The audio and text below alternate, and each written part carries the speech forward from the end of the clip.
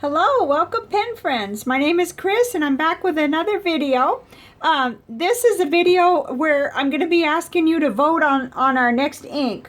Or at least the one after Tarnished Nickel, because Tarnished Nickel from Birmingham Pens is next. And I'm going to start working on that shortly. So then we've got a little gap here to fill, and I just thought we'd have a little vote. So I still love my cigar boxes. And here we are. We have... I've put the ones in here that I think we can vote on, and I'll be showing you those.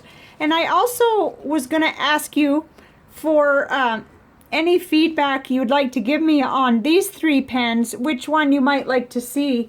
So each person can have 2 votes. 1 vote for the ink color that you'd most like to see out of these, and 1 vote for which of these pens you might want to see a fairly early impressions. And yet I've gone through a whole fill in this pen, and I'm on my second one. This is the Retro 51 Tornado in the Ultraviolet edition. And then this is the Kaveco Perkio that came in the March ink flight, and that has a medium nib. Oh, I forgot to tell you that this one has a stub, a 1.1 stub on it. So that's what that one is. Okay, and both of those are cartridge converter, and also can take, of course, standard cartridges. And then this is a Keiko Retro that I've been trying out, and I've been writing with it for a long time on the same fill, but it is a very extra fine nib, so the ink is lasting a long time. I'm not sure how it's doing. Wow, it's got quite a bit of ink. I think I've already put more ink into it, but it seems to be lasting a long time. So anyway, we've got, because I know I'm using Tanzanite Sky, the one from Ferris Wheel Press. So I just thought, you know, I'd like a few votes on which one you guys might like to see first. And then the inks, we're going to line those up. But next, I think I mentioned on my last video, I will be doing Birmingham Tarnished Nickel, because I'm just completely and thoroughly, you know, intrigued by this ink. So there's that. So let's just get this out of the way, and we'll spread those inks out, and then I'll show you my calendar too, because my trip is coming right up. So that's going to happen. Whoops! I got some like pencil shavings all over my desk. Okay, so first one that I'll show you is KWZ Hawaii Blue. Pen friend sent me a sample while I was waiting for my bottle to arrive, but I now have the bottle.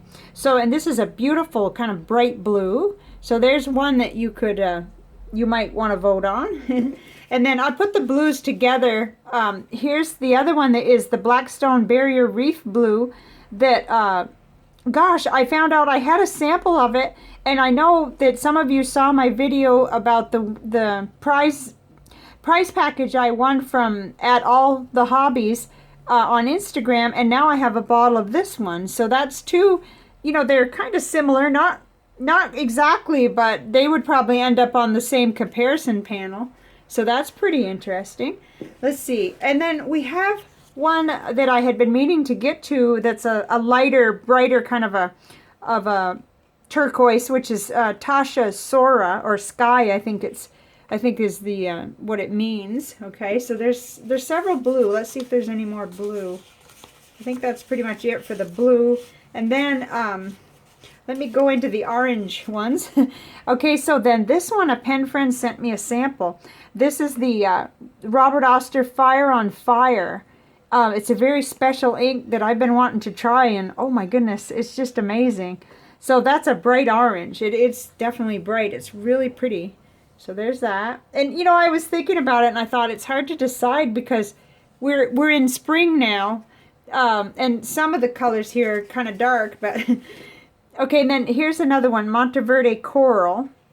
Okay, and so we'll put that there. Yeah, you know, it looks real orange, but it's going to be an interesting ink, and it's probably going to be really affected by lighting too.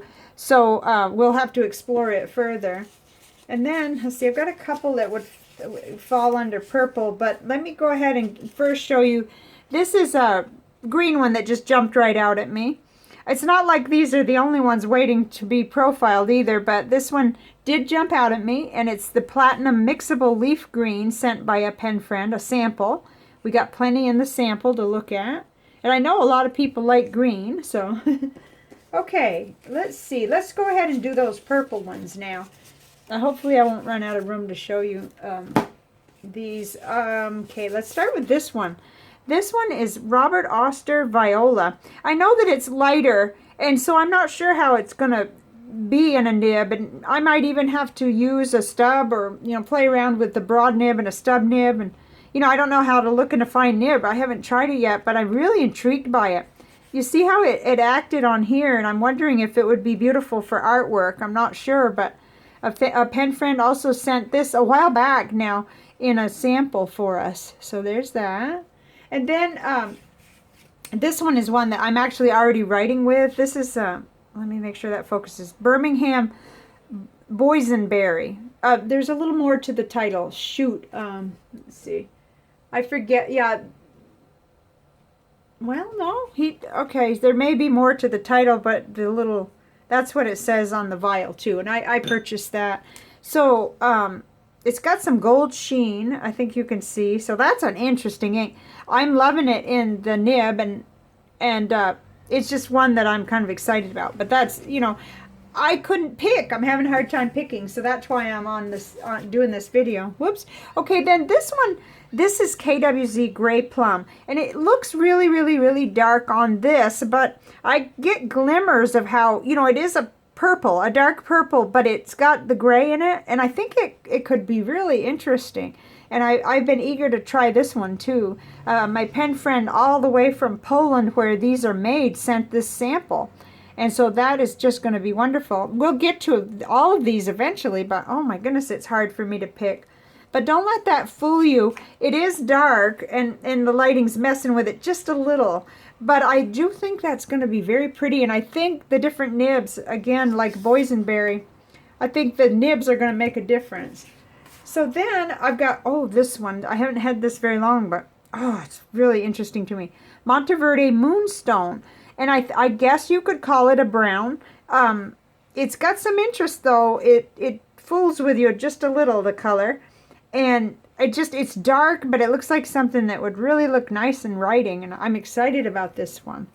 Okay, so there's that one. And then, okay, so these last three are kind of, or well, the last are kind of brown. And here's the Taccia. I think it means tea, but cha, I guess they called it. And, you know, that's looking, yeah, I mean, it's another one of those. I think I go for the inks that are really chameleon-like and changing and interesting. Because this almost looks, well, like Canyon Rust or something, but not quite. And I'm, you know, you guys have watched me know I'm crazy about Taccia inks.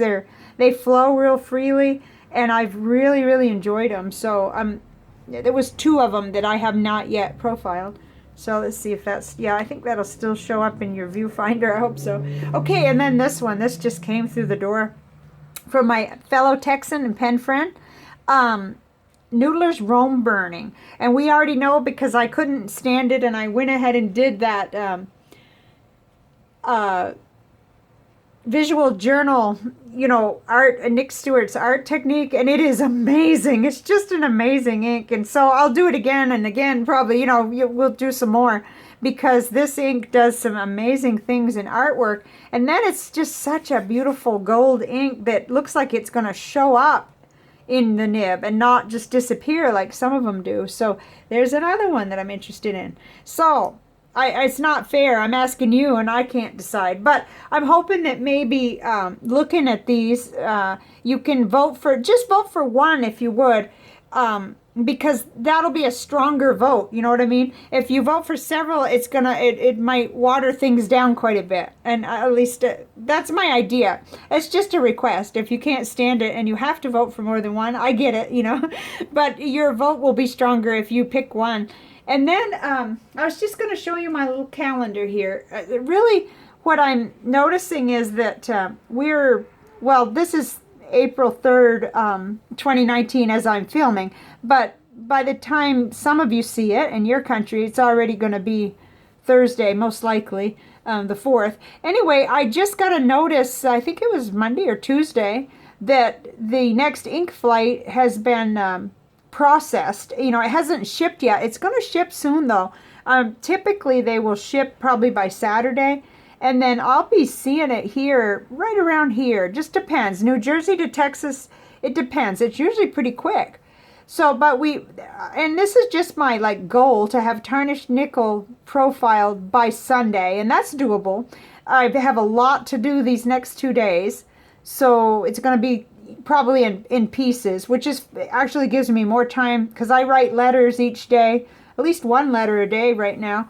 So I'll get a chance to write a letter with it and then do the panel and just work out the samples little by little, which is kind of a nice way to do it, actually. It gives me longer with each ink. But, you know, if something was miraculous, I might get it out by Saturday.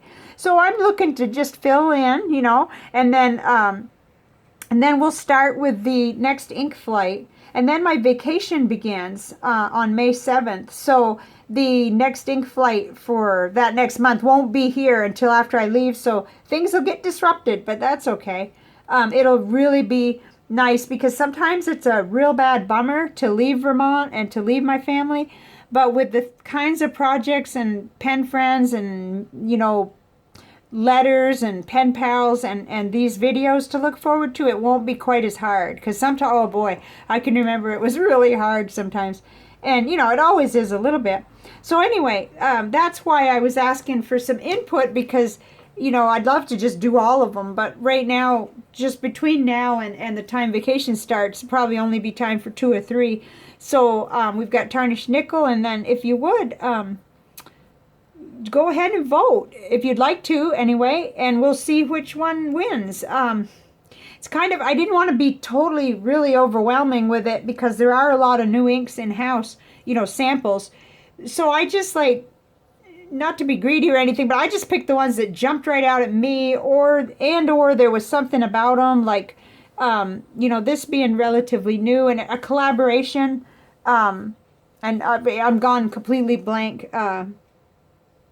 But oh my goodness, I could see the logo, I could see his website and everything, but it's a special collaboration and I will link to where you can purchase the Fire on Fire, but that's a special one. And then the KWZ Hawaii Blue is special too. That was exclusive to Hippo Noto, where I pre-ordered, but I got in kind of late. The Taccia inks, I'm just still on that Taccia kick because I love the ink so much. And then this had been recommended. Robert Oster Viola had been recommended by several people. They thought I'd love it. And it's a good question in my mind is how is it going to look in the nib? Is it going to be dark enough for me? Which, who knows? But wow, it's so nice to be able to try it. And then this one, I'm just wild nuts about this one.